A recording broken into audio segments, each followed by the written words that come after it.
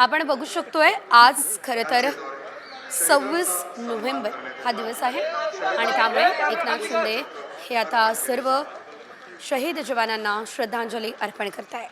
आजच्या दिवशी झालेला हल्ला हा प्रत्येकाच्या लक्षात आहे आणि त्या पार्श्वभूमीवरच आता मुख्यमंत्री एकनाथ शिंदे आणि त्यांच्यासोबत संपूर्ण आपला पोलीस प्रशासन हे तैनात असल्याचं आपण पाहू शकतोय।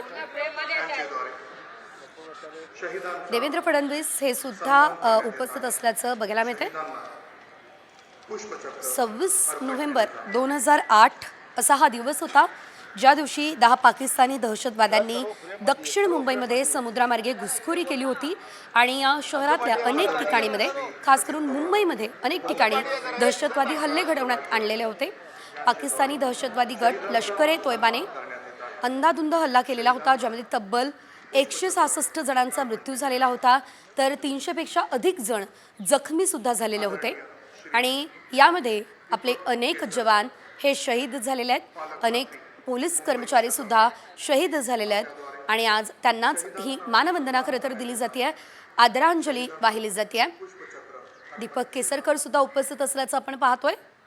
एकनाथ शिंदे, देवेंद्र फडणवीस, उपमुख्यमंत्री अजित पवार यासह महायुतीचे काही महत्त्वाचे नेते मंगलप्रभात लोढा सुद्धा यावेळेस उपस्थित असल्याचं आपण बघतोय।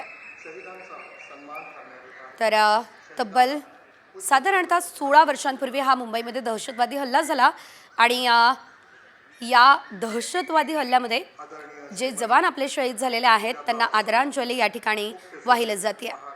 तब्बल 3 दिवस हा दहशतवादी हल्ला चाललेला होता।